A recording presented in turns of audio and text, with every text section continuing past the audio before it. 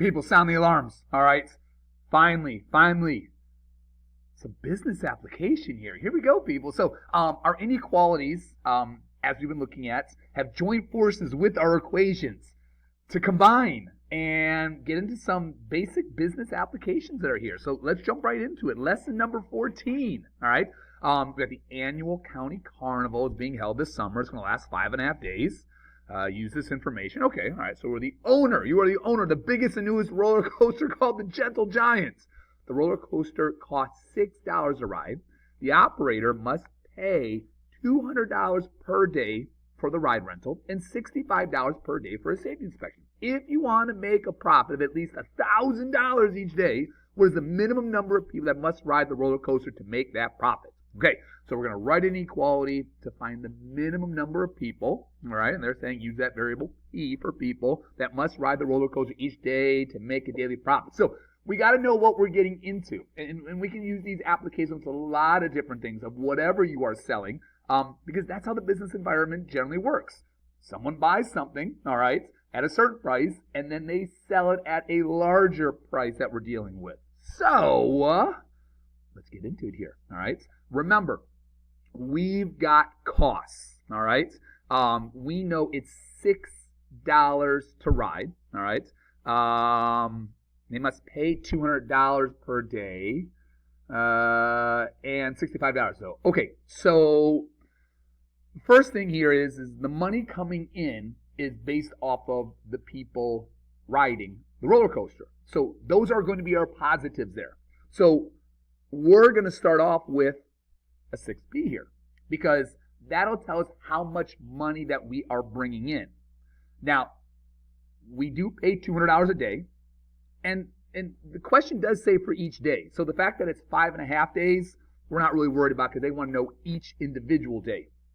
So each day we have to spend $200, all right, for the rental, and we have to spend $65 for the safety inspection. And now here's where the inequality is. Remember, we want to make $1,000 each day, at least. So instead of always kind of memorizing, like, is at least mean less than, I like to look at the scenario that's there.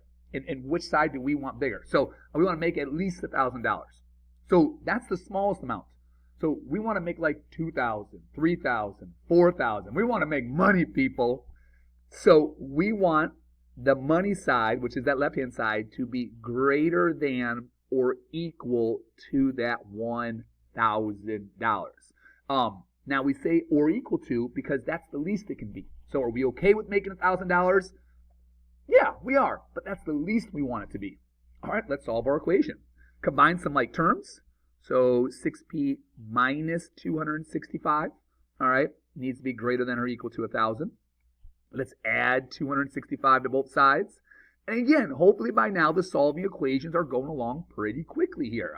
We've been playing with them for a while, so we should kind of be pretty, hey, let's go with the undoing of each side. And then we'll divide both sides by 6. All right. Let's reach for that calculator as I scan across here. All right. 1,265, and we're going to divide that by the 6. All right. So decimal came out. All right. My calculator is reading here. Oops. All right. There we go. The number of people needs to be greater than or equal to, and my calculator reads this, 210.83 repeating. Okay. So we need to interpret here of, again, we want to make at least that $1,000. So we don't want to always be like, well, the 8's going to make us round up, or we got to round down if it was smaller than 5. Listen, if we only have 210, it's not enough. So 211. So we need to be greater than or equal to 211 people in order to make that particular profit of at least $1,000 a day.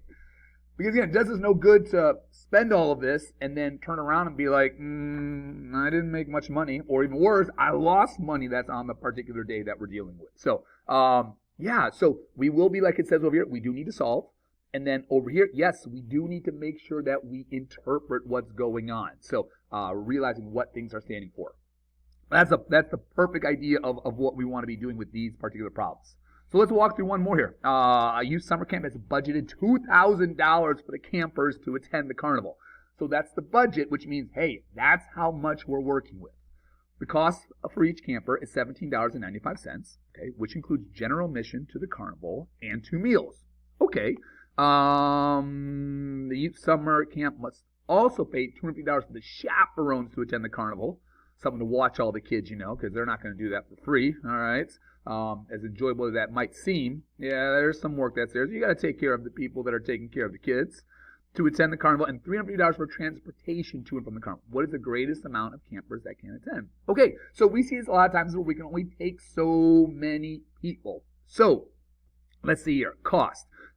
It's $17.95 per camper. Okay, well, I don't know how many campers that there are, so we're going to multiply by C. All right. They also must pay $250 for the chaperones. Okay, so on top of that, they need to pay $250. All right, and then they also need to budget in the transportation. Now, I know the other time we were subtracting that money away, but remember, this is all a cost. So the $17.95 per camper is all costing us money. So what we're doing here is we're combining it all together, finding like, hey, how much is all of this going to cost? That's why we are adding there. And we've got $2,000. So this amount, the cost, must be less than or equal to $2,000. And again, I would get into the scenarios of, well, who do we want bigger, who do we want smaller? We can't have the cost be over the budget that's there. All right, we're solving away here, people. So $17.95C, all right, plus the $600 is less than or equal to $2,000. All right, we're subtracting the $600 from both sides. $17.95C less than or equal to $1,400. All right, divide both sides by $17.95, and let's see what shows up here. All right, I know I went fast, but hey, I got to go type things in the calculator. This way you can use the time to catch up. So let's see here. 1,400 divided by 17.95. All right, and I get 77.99442897. Okay, remember, these things are going to happen. We want to know, though, hey, what can we actually do? And this is a great one to be aware of, because when I solve, I get this. And then with the 77.9944, yada, yada, yada, we have to interpret our solution. All right, it needs to be less than or equal to that.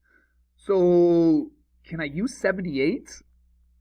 No, 78 would be bigger than amount, so that cannot be the case. Now, I also can't have half the camper. All right, we're not getting any half days that are out of this. So we're going to say the campers need to be less than or equal to 77. All right. Again, we're close, but we don't have enough money to get to the 78th camper. So yeah, 77. So interpreting. Don't just be like, hey, let's round. No, we're interpreting our solutions we're dealing with. So, all right, people. So again, that's what we're out of there. We like those two variations because sometimes it's addition, sometimes it's subtraction. Again, you really got to put yourself in the scenario that you're dealing with. So, yeah, people. Inequalities, equations, kind of a joyous occasion of bringing the two families together. That's nice.